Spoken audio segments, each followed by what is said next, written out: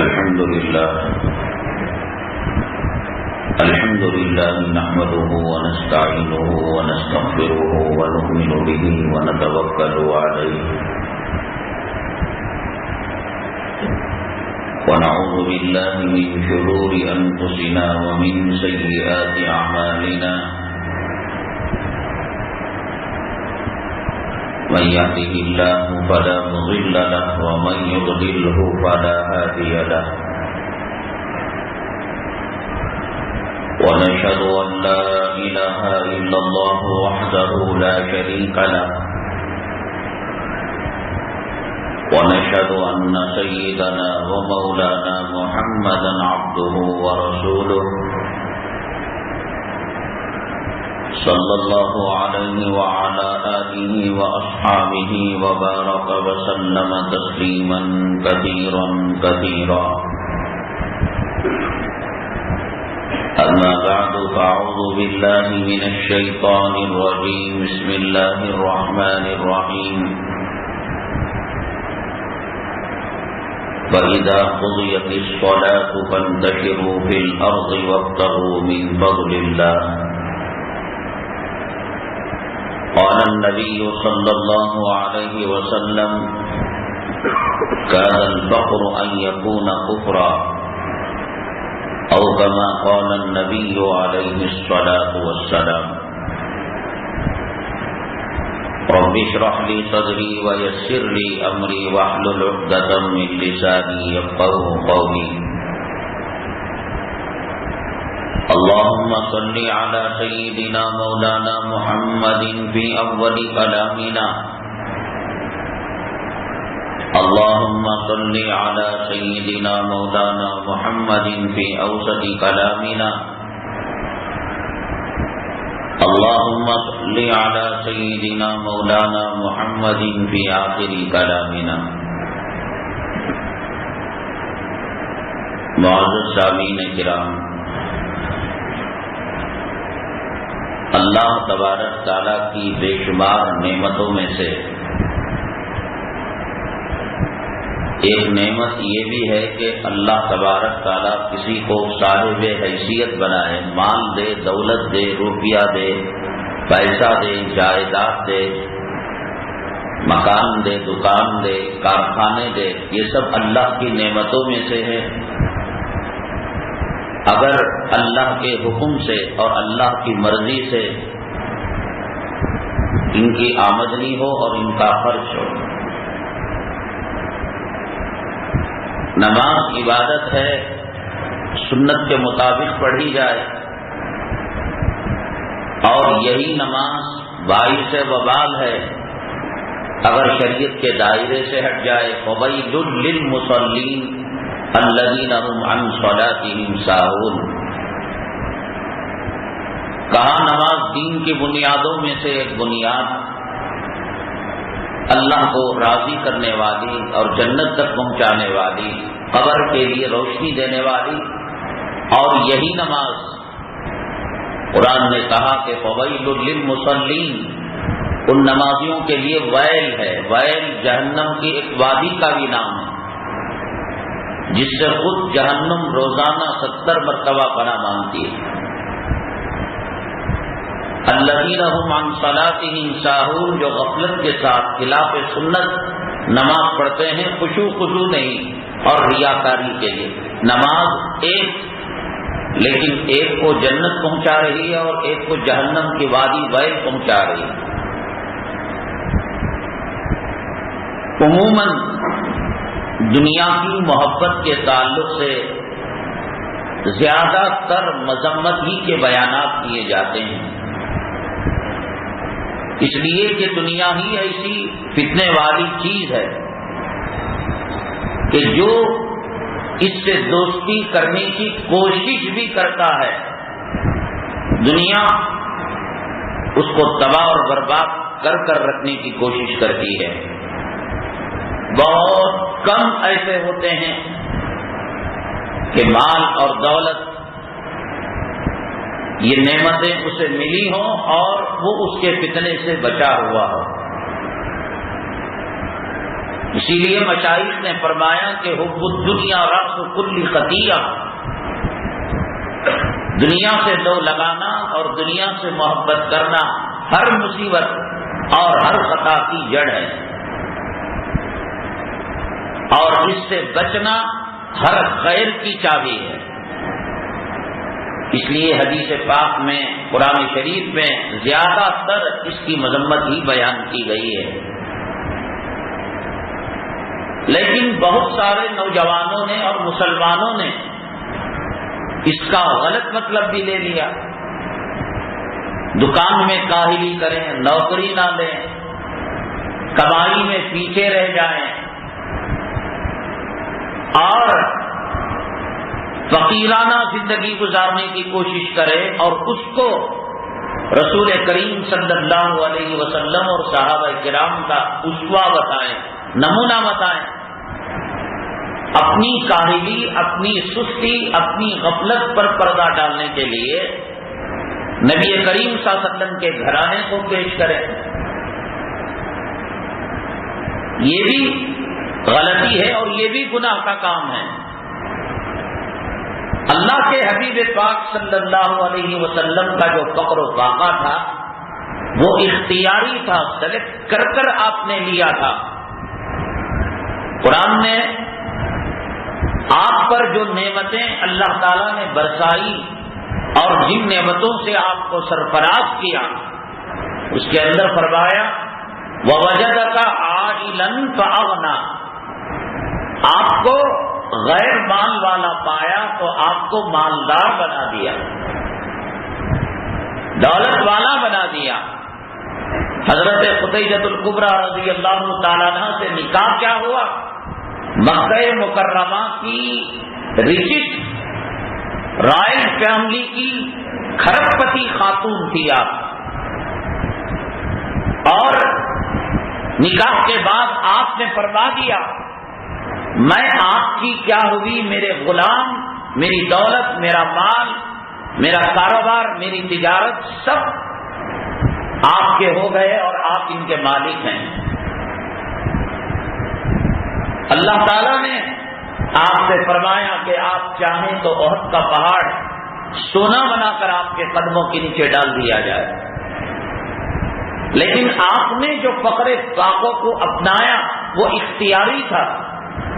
چاہتے تو قیمتی گھر، ایسا نہیں تھا کہ مجبوری تھی کہ آپ نے چھپر کا اور کھجور کی پتیوں کا گھر آپ نے بنایا، چاہتے تو تاج محل اور لال قلعے اور وائٹ ہاؤس سے زیادہ قیمتی گھر آپ بنا سکتے تھے۔ اللہ نے آپ کو وہ مال و دولت دے رکھی تھی، رکھتے نہیں تھے۔ اقامت ہو گئی اور آپ کا معمول تھا کہ اقامت کے بعد نماز شروع کر دیتے، لیکن اس دن خلاف معمول آپ اپنے دولت گدھے میں تشریف لے گئے۔ کچھ دیر کے بعد واپس آئی اور تکبیر تحریمہ کو کہا۔ سلام پھیرنے کے بعد صحابہ کرام نے عرض کیا اے اللہ کے حبیب پاک صلی اللہ علیہ وسلم، عموماً آپ کا مزاج اقامت کے بعد تکبیر تحریمہ کہنا ہے، آپ خلاف معمول دولت زدہ تشریف لے گئے۔ اللہ کے حبیب پاک صلی اللہ علیہ وسلم نے فرمایا کہ ایک سونے کی ڈلی کچھ حصہ گھر میں صدقہ خیرات کرنے سے رہ گیا تھا، میں نہیں چاہتا تھا کہ وہ مال گھر میں رہے اور اس حالت میں میں نماز پڑھوں اور اللہ تعالیٰ سے ملاقات کروں، رکھنا نہیں چاہتے تھے۔ حضرت عائشہ صدیقہ رضی اللہ تعالیٰ عنہ افطاری کرتی اور کوئی سامان دسترخوان میں پانی کے علاوہ نہیں ہوتا، تو آپ کی خادمہ کہتی کہ مالکہ، میری آقا، اتنا آپ نے صدقہ کیا، خیرات کیا، کچھ آپ اپنی افطاری کے لیے تو رکھ لیتی۔ تو امی جان عائشہ صدیقہ رضی اللہ تعالیٰ عنہ نے فرمایا ارے بھلی باندھی، ذرا اشارہ کر دیا ہوتا، ذرا بتا تو دیا ہوتا، مجھے تو اس کا خیال ہی نہیں رہا۔ کاہلی کریں، 10 بجے کھولنے کا دکان 1 بجے کھولیں، من میں آیا تو گئے، من میں آیا تو نہیں گئے۔ بیگم نے کہا کہ سنیما دیکھنے کا موڈ ہے، گھومنے کا موڈ ہے، اور اس کو لے کر چلے گئے۔ محنت کر سکتے تھے اور آمدنی ہو سکتی تھی، لیکن اپنی کاہلی، اپنی سستی اور اپنی غفلت پر پردہ ڈالنے کے لیے دینداروں کا، دنیا دار تو مرتا ہے صبح شام، اور اتنا مرتا ہے کہ نہ تو دنیا اس کی ہوتی ہے نہ وہ دنیا کا ہوتا ہے۔ اور الہاکم التکاثر حتی زرتم المقابر، قبر کی مٹی اس کے منہ کو بند کرتی ہے۔ ان کی بات چھوڑیے، جو تھوڑا بہت نمازوں سے لگے ہیں، بیانوں سے لگے ہیں، اب وہ یہ سمجھتے ہیں کہ صاحب اللہ نبی صلی اللہ علیہ وسلم کے پاس کون سی دولت تھی، کون سا روپیہ تھا، کون سا پیسہ تھا، صحابہ کون سے مالدار تھے۔ چاہتے ہر صحابی مالدار ہو سکتا تھا، لیکن ان کے پاس وہ کیپیسٹی تھی، ان کے پاس توکل کا وہ سرمایہ تھا۔ بھائی اس کو جواب، پیٹ پر پتھر باندھ کر بھی خودداری کی زندگی وہ گزار سکتے تھے، سر بلند کر کر، سینہ چوڑا کر کر عزت کی زندگی گزار سکتے تھے۔ یہاں دو روٹیوں کے لیے زمین کا سودا، ایمان کا سودا ہو رہا ہے۔ یہاں چند سکوں کے لیے جھوٹی گواہی عدالت کے اندر دی جا رہی ہے۔ یہاں ایمان بیچا جا رہا ہے چند ٹکوں کے اندر۔ یہاں اور بیچا جا رہا ہے 150 روپے کے اندر۔ ایسے میں مال و دولت کی ضرورت نہیں ہے۔ حضرت سیدنا انس بن مالک رضی اللہ تعالی نبی کریم جناب محمد رسول اللہ صلی اللہ علیہ وسلم کے در کے غلام تھے، اور ایسے غلام کے دنیا کی شہنشاہیت آپ کی غلامی پر فدا تھی۔ آقا کے غلام تھے، خاتم الانبیاء، محبوب کبریا، اللہ تعالیٰ کے محبوب کے غلام تھے۔ وہ بہت اونچا مقام، بہت اونچا مقام۔ آپ ہم دنیا سے جائیں، اس نام سے مشہور نہ ہو کہ یہ دکاندار تھا، کارخانہ دار تھا، زمیندار تھا، فلاں دار تھا، اس نام سے مشہور ہو بھائی فلاں عالم کی بڑی خدمت کیا کرتا تھا۔ جورو کے غلام سے مشہور تو لاکھوں لوگ ہیں، آپ ایک اگر مشہور نہ ہو، ڈگری نہ لو، تو اس سے کوئی فرق دنیا میں نہیں پڑنے گا۔ دنیا کے کتے کارخانے کے کتے، دولت کے کتے، حریف، لالچی دنیا بھری پڑی ہے، ایک آپ اگر نہ ہو تو دنیا میں کوئی فرق نہیں پڑنے کا۔ لوگ یوں کہیں فلاں کا انتقال ہوا، کون سا ہے جو مسجد میں اول وقت میں آتے تھے، آخر وقت میں جاتے تھے؟ وہ صاحب جو ہمیشہ مؤذن صاحب کے ساتھ بیٹھا کرتے تھے، مولانا صاحب کی خدمت کیا کرتے تھے، وہ صاحب جو حق کا جھنڈا بلند کیا کرتے تھے، باطل کو برداشت نہیں کیا کرتے تھے، وہ صاحب جو سنتوں کے شہدائی تھے۔ اکابرین کی تاریخ اٹھا کر دیکھیے، حضرت شیخ الہند رحمت اللہ علیہ کا نام لیں گے، اس کے وقت ساتھ لگا ہوگا ریشمی رومال کی تحریر۔ حسین احمد مدنی نور اللہ مرقدہ، ساتھ لگا ہوگا شیخ العربی والعجم، شیخ الاسلام، شیخ الحدیث، استاد بخاری، نبی کے روضے کے پاس درس حدیث دینے والا۔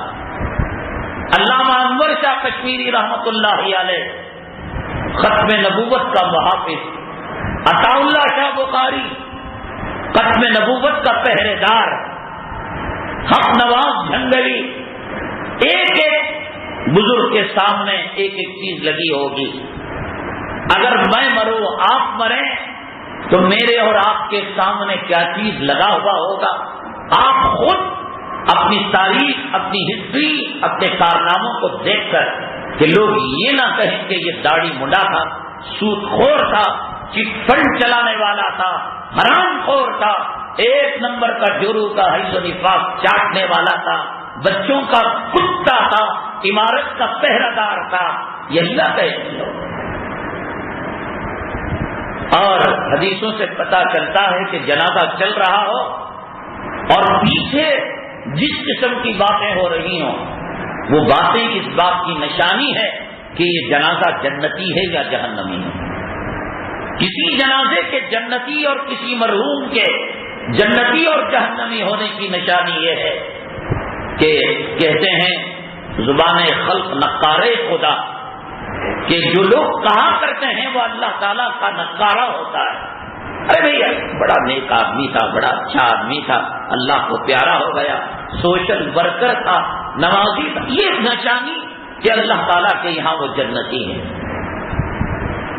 اچھا ہوا مر گیا، محلے کی کوئی عورت اس سے محفوظ نہیں تھی، سب کو تان تان کے دیکھتا تھا، چندہ دیتا تو نہیں تھا لیکن گالیاں دیتا تھا، سفیروں کو، مسجد والوں کو، علماء کا دشمن تھا، مؤذنوں کا دشمن تھا۔ یہ نشانی کہ اب وہ پٹ رہا ہے، اللہ کے عذاب کا شکار ہے۔ ایک صحابی ایک نام لیے ہوئے حضرت انس خادم رسول صلی اللہ علیہ وسلم، حضرت عبداللہ ابن مسعود رضی اللہ تعالیٰ نبی کریم صلی اللہ علیہ وسلم کے جوتے اٹھانے والے، حضرت علی نبی کریم صلی اللہ علیہ وسلم کے در کے پہرے دار، آپ کے باڈی گارڈ، حضرت ابو دجانہ اپنے پشت پر، اس لیے کہ رسول اللہ صلی اللہ علیہ وسلم احد کے میدان میں ہیں، تیر آ رہے تھے، فرمایا کہ میں آپ کی طرف سینہ کر دیتا ہوں اس لیے کہ اگر میں فیٹ کروں گا تو آپ کی بے ادبی اور گستاخی ہوگی، میں سینہ آپ کی طرف کر دوں گا اور پشت پر ہر آنے والے تیر و تلوار کے زخم کو سہ کر میں آپ کی حفاظت کے لیے جام شہادت نوش کر لوں گا۔ تاریخ وہ بناؤ 4 دن کی زندگی ہے، دنیا کے کتوں کی کمی نہیں، مجاہدوں کے عاشق بنو، دین کے لیے مر مٹنے والوں کے لیے کے عاشق بنو، مدارس سے اپنا رشتہ جوڑو، مساجد سے اپنا رشتہ جوڑو، علماء سے اپنا رشتہ جوڑو، اولیاء سے اپنا رشتہ جوڑو۔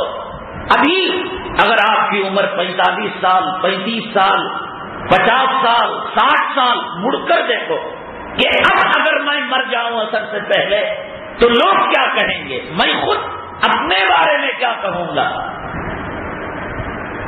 آپ کو قبر میں جانے کی ضرورت نہیں کہ آپ جنتی یا جہنمی ہیں، اور جنت کا کھڑکی قبر میں کھلتی ہے یا جہنم کی کھڑکی نہیں، دنیا میں آپ دیکھ لیجئے، آپ کا چہرہ، آپ کا لباس، آپ کا بیوی کے ساتھ سلوک، اولاد کے ساتھ سلوک، دین کے ساتھ سلوک، ہر صحابی کے سامنے ایک حضرت عبداللہ ابن عباس مفسر قرآن، حضرت عبداللہ ابن مسعود فقیہ امت، حضرت زید قاضی، ہر ایک دینی ارے یہ نہ بھی ہو، صحابی ہونا سب سے بڑا لقب جس پر تمام ولایت قربان، اقطاب، ابدال، شہداء، ہر مومن اس پر قربان، لیکن پھر بھی ایک کارنامہ انجام دے کر چلے گئے۔ حضرت انس بن مالک رضی اللہ تعالیٰ آقا کے در کے غلام تھے، اللہ کے حبیب پاک صلی اللہ علیہ وسلم نے ان کی خدمت کے صلے میں جو دعا فرمائی،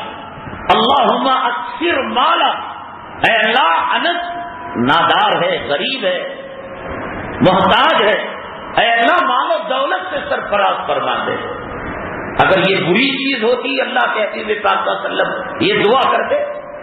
حضرت انس بن مالک رضی اللہ تعالیٰ عنہ فرماتے ہیں آپ صلی اللہ علیہ وسلم کی دعا کا یہ نتیجہ نکلا کہ میرے خاندان اور میرے مال میں اللہ نے اتنی برکت دی کہ کتنے پوتے نواسے خاندان والے مجھے ہی پتا نہیں، سینکڑوں کی تعداد میں، اور سونا گولڈ اتنا ہوتا تھا کہ کلہاڑی لے کر جیسے ہم پتھر پھوڑا کرتے ہیں، میں سونے کو نکالا کرتا تھا، گولڈ کو نکالا کرتا تھا۔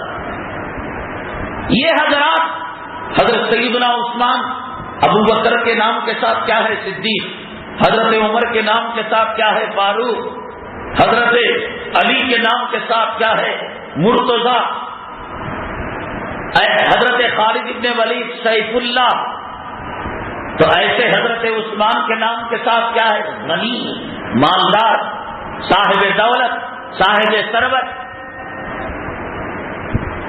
ایسا نہیں کہ آدمی اس میں اتنا اندھا ہو جائے کہ جیسے دنیا کے کتے اور دنیا کے حریص اور لالچی ہوتے ہیں کہ صاحب نہ نماز کی فکر ہے، نہ چہرے کی فکر ہے، نہ اپنی خودداری کی فکر ہے، نہ اپنے ایمان کی فکر ہے، کہ بس مال دولت مال دولت۔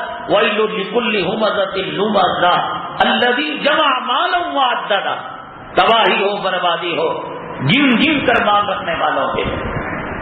يَحْسَبُ أَنَّ مَالَهُ أَخْلَدَهُ، سمجھتا ہے کہ اس کا مال ہمیشہ اسے کام آئے گا۔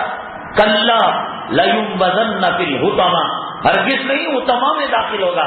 وَمَا أَدْرَاكَ مَا الْحُطَمَةُ، جانتے ہو حطمہ کیا ہے؟ نار اللہ الموقدہ، بھڑکتے ہوئے آگ کے شعلے ہیں اللہ کی طرف سے بڑھتا ہے۔ ایسا بھی نہیں۔ حضرت عثمان غنی رضی اللہ تعالیٰ عنہ کے پاس مال آیا، لیکن کیا وہ مال کے پیچھے پڑ کر اپنی آخرت کو انہوں نے غفلت برتی؟ حضرت ثعلبہ رضی اللہ تعالیٰ عنہ نبی کریم صلی اللہ علیہ وسلم کے پاس آئے اور آ کر عرض کیا، اے اللہ کے حبیب پاک صلی اللہ علیہ وسلم، میں غریب انسان ہوں، میرے حق میں آپ دعا فرما دیں، اللہ مال و دولت میں، کاروبار میں خیر و برکت فرما دیں۔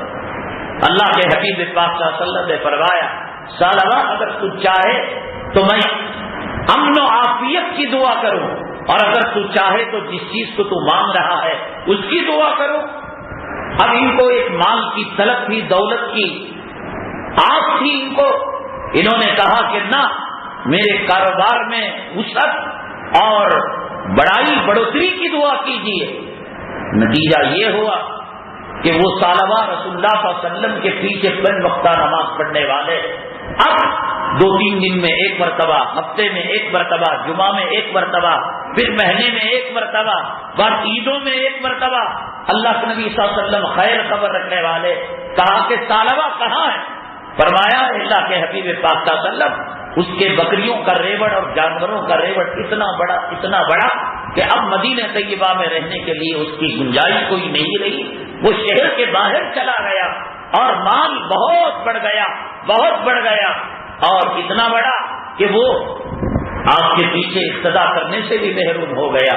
اللہ کے نبی صلی اللہ علیہ وسلم نے کہا اب تو اس کو مال کی زکات دینی چاہیے۔ صحابی کو بھیجا، محصل کو بھیجا، بیت المال کے انچارج آفیسر کو بھیجا، تو ثعلبہ کہنے لگا، ارے یہ تو ٹیکس ہے صاحب، میں اپنی محنت سے کمایا ہوں، میں نے اس کے اندر اپنا خون پسینہ بہایا ہے، یہ تو ٹیکس مانگ رہے ہیں محمد صلی اللہ علیہ وسلم۔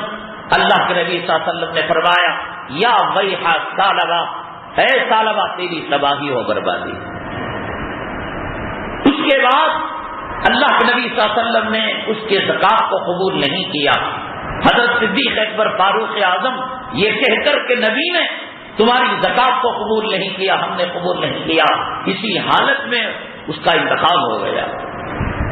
وہ مال اور وہ دولت جو دین سے دور کرے یہ تباہی اور بربادی کا ذریعہ ہے، اور وہ مال جو مدینہ طیبہ کے کنویں کو خرید کر صحابہ کرام کو دے، ہجرت کر کر جب گئے تو آپ کو معلوم ہے کہ پانی کی قلت ہوئی مدینہ طیبہ میں، اور کنویں پر قبضہ تھا یہودی کا۔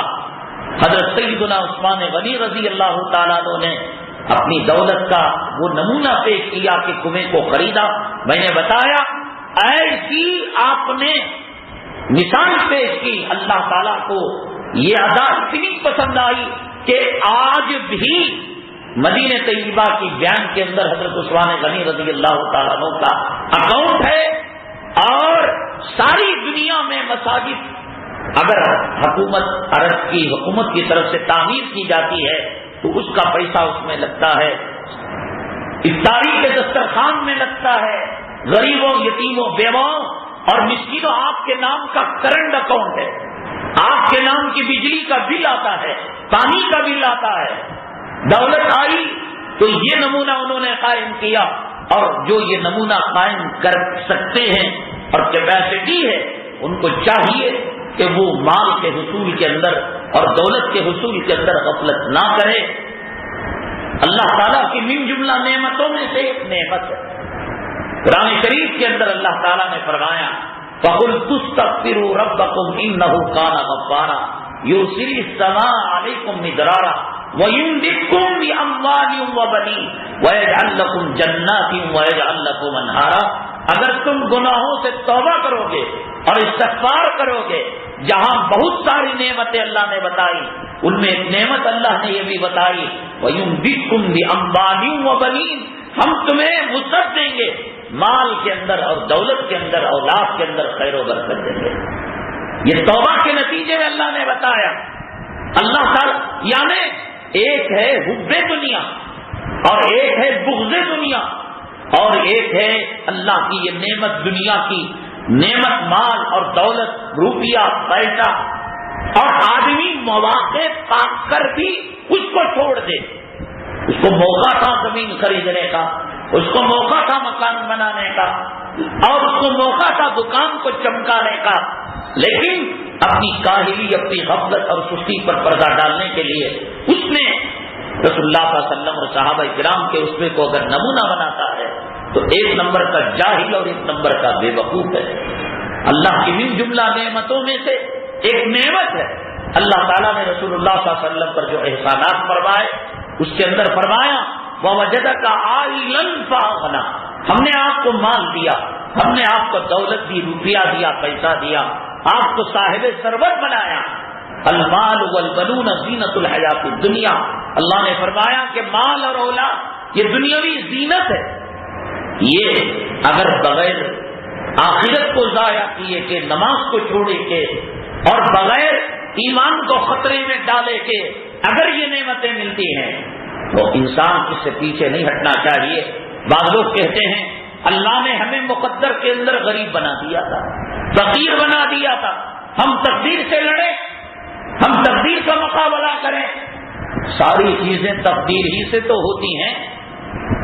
نوکری ملنا تقدیر سے ہے، نوکری سے نکالا گیا تقدیر سے ہے، بیماری کا آنا تقدیر سے ہے، صحت کا ملنا تقدیر سے ہے، کپڑے اچھے پہننا تقدیر سے ہے، پیون لگے کپڑے پہننا تقدیر سے ہے، خراب بیوی کا ملنا تقدیر سے ہے، اچھی بیوی کا ملنا تقدیر سے ہے۔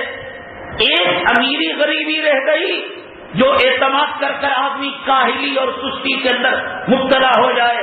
کیا نوجوان اچھی خوبصورت حسین دوشیزہ حاصل کرنے کی کوشش نہیں کرتا؟ یا ہاتھ پر ہاتھ دھرے بیٹھ کر کہہ جاتا ہے کہ میری مقدر میں جو عورت مل رہی ہے وہ مل کر رہے گی؟ بیماری میں ہاسپٹل میں، نرسنگ ہوم میں ایڈمٹ ہوتا نہیں ہوتا، نہیں یہ کہہ کر ہاتھ پر ہاتھ دھرے رکھ کر بیٹھ جاتا ہے اور تصویر رکھ کر بیٹھ جاتا ہے کہ صاحب میرے مقدر میں بیماری تھی۔ ڈاکٹر کہتا ہے کہ کینسر جا نہیں سکتا، چلو امریکہ کے ڈاکٹر سے کینسر، ارے مقدر میں ہے، خاموش بیٹھ جا، مقدر میں گھر جلنا ہے، احتیاطی تدابیر کیوں اختیار کرتا ہے؟ مقدر میں کھانا ملنا ہے، پکانے کی کوشش کیوں؟ دنیا کے ہر معاملے میں کوئی آدمی تقدیر پر توکل اتنا نہیں کرتا جتنا کہ امیری غریبی کے تعلق سے مسلمانوں کے دلوں میں یہ بات بیٹھی ہوئی ہے۔ جیسے اور معاملات کے اندر آدمی معمولی درجے کا پیون لگا کپڑا پہن رہا ہے تو پھر کہتا ہے اللہ دعاؤں سے ہماری تقدیر بدل دے گا۔ حضرت سیدنا عمر بن خطاب رضی اللہ تعالیٰ عنہ کے دور مبارک کے اندر ملک شام کے اندر ایک وبا آئی، مہلک بیماری آئی جو ایک آدمی سے دوسرے آدمی کو لگ جایا کرتی تھی۔ حضرت عمر بن خطاب رضی اللہ تعالیٰ اس علاقے کو چھوڑ کر ایسے علاقے میں جانا چاہتے تھے جہاں امن ہو، صحت ہو۔ ایک صحابی نے کہا اے عمر، اللہ کی مشیت اور اللہ کی تقدیر سے بھاگ رہے ہیں، یہاں اللہ کی مشیت سے بیماری آئی، یہاں تقدیر میں لکھا ہوا تھا کہ یہاں کے لوگ اس بیماری کے اندر مبتلا ہو کر شہید ہو اور آپ چھوڑ کر جا رہے ہیں۔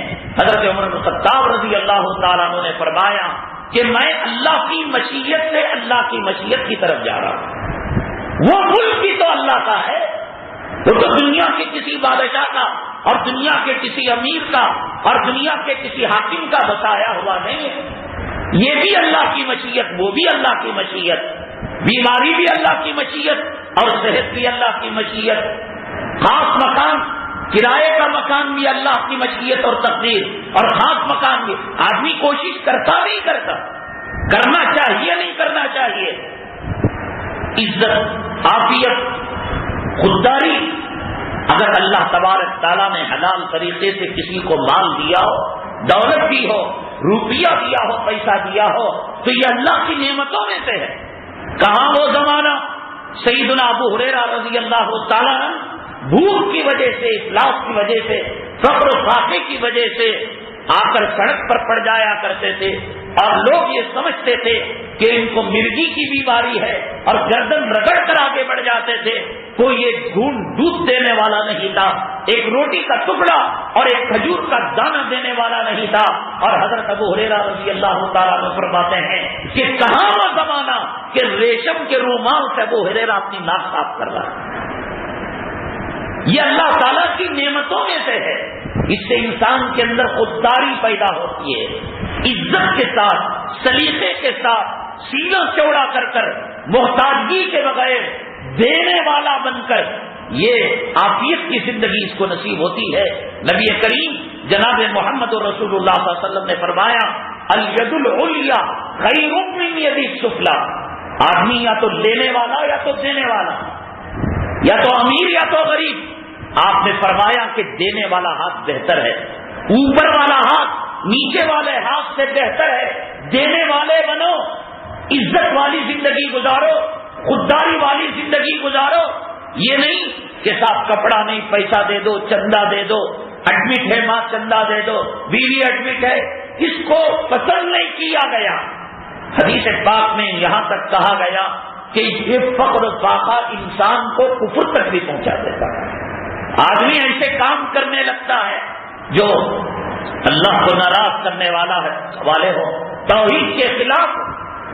اس شہر بنگلور کے اندر اللہ معاف فرمائے ایک امام اتنی غربت کا شکار ہوئے، اتنے حادثات کا شکار ہوئے کہ انہوں نے ہم سے کہا کہ قادیانیوں نے ہمیں آفر کیا ہے کہ اگر آپ قادیانیت کے مبلغ بن جاتے ہیں، داعی بن جاتے ہیں، جو ختم رسول کے منکر ہیں، نبی کی توہین کرنے والے ہیں، اسلام کے دشمن ہیں، صحابہ کے دشمن ہیں، قرآن کے دشمن ہیں، محراب کے اندر قوموں کی نماز کو، مقتدیوں کی نماز کو اللہ کے دربار میں پہنچانے والا امام پیسوں کے خاطر، غربت کے خاطر، فقر و فاقے کے خاطر چلا بھی جاتا ہے. آیا یا نہیں آیا یا توبہ کر لی یہ اللہ کو معلوم ہے. اللہ کے نبی صلی اللہ علیہ وسلم نے فرمایا یہ فقر و فاقے کی حالت انسان کو یہاں تک لے کر جاتی ہے کہ کادل فقر ان یکون کفرا، کہ کہیں ایسا نہ ہو کہ تمہاری غفلت، تمہاری سستی اور تمہاری کاہلی تم کو فقر و فاقہ تمہیں کفر تک نہ پہنچا دے. ایمان سے ہاتھ نہ دھوے تو آج کے زمانے کے اندر کی زمانہ وہ ہمارے پاس توکل نہیں، وہ بھروسہ نہیں، وہ اعتماد نہیں جو اللہ پر ہونا چاہیے. تو اسباب کا اختیار کرنا، مال و دولت کا حاصل کرنا، میں سمجھتا ہوں کہ من جملہ عبادتوں میں سے ایک عبادت ہے، ضروری ہے. قرآن شریف میں اللہ تعالیٰ نے فرمایا فقر و فاقے کی نحوستوں میں جب فقر و فاقہ آتا ہے، تندرستی آتی ہے، تو آدمی وہ گناہ جو کرنا نہیں چاہتا لیکن انچاہے طور پر وہ گناہ کرنے لگتا ہے، جس کو اللہ نے کلام پاک میں ارشاد فرمایا وَلَا تَقْتُلُوا أَوْلَادَكُمْ خَشْيَةَ إِمْلَاقٍ. اے لوگو، رحم مادر کے اندر تم اپنے بچوں کا قتل نہ کرو.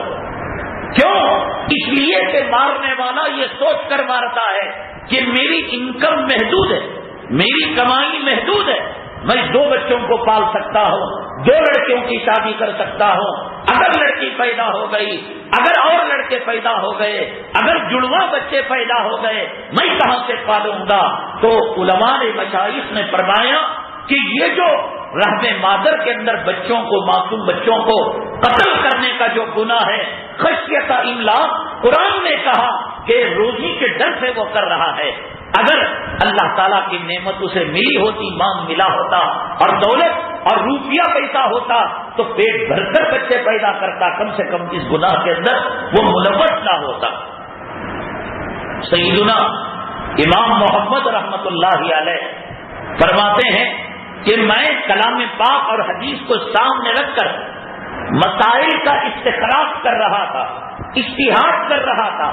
میری گھر کی لونڈی کام والی نے، خادمہ نے، جب میں قرآن اور حدیث سامنے رکھ کر ریسرچ کر رہا تھا اور تحقیق کر رہا تھا تو اس وقت آ کر اس لونڈی نے مجھ سے کہا کہ مالک صاحب آپ تو قرآن اور حدیث لیے بیٹھے ہیں اور مسائل کا استخراج کر رہے ہیں، اور گھر کی حالت یہ ہے کہ بیگم صاحبہ فرما رہی ہے کہ آٹا خالی ہو چکا ہے اور روٹی پکانے کے لیے آٹا نہیں ہے۔ امام محمد رحمت اللہ علیہ فرماتے ہیں کہ سکینہ تو کچھ دیر کے لیے تو رک نہیں سکتی، ویٹ نہیں کر سکتی، انتظار نہیں کر سکتی، جب تک کہ میں اس مجلس سے فارغ نہ ہو جاؤں۔ تیرے اس جملے کی وجہ سے 50 مسائل قرآن و حدیث سے مجھے بطور اجتہاد کے نکالنے سے، تیرے اس جملے کی وجہ سے وہ تمام مسائل دل و دماغ سے نکل گئے۔ حضرت سیدنا امام اعظم ابو حنیفہ رحمۃ اللہ علیہ نے فرمایا کہ حدیث کے اندر آتا ہے کہ قاضی سے اس حالت کے اندر فیصلہ نہ لو کہ وہ ہوا غضبان، غصے کی حالت میں ہو، اور غصے کی حالت ہوتی ہے قاضی کی، اور غصہ جب انسان کے آتا ہے تو خون اس کا تیز ہونے لگتا ہے۔ اسی لیے کہا گیا کہ کھڑا ہو تو بیٹھ جائے، بیٹھا ہو تو لیٹ جائے، پانی کا استعمال کرے، مجلس کو بدل دے۔ اور آدمی جب غصہ ہوتا ہے تو اس کا دماغ تقریباً فیل ہو جاتا ہے، اس لیے کہا گیا حالت غصہ میں قاضی سے فیصلہ نہ لو، ممکن ہے غلط فیصلہ دے دے۔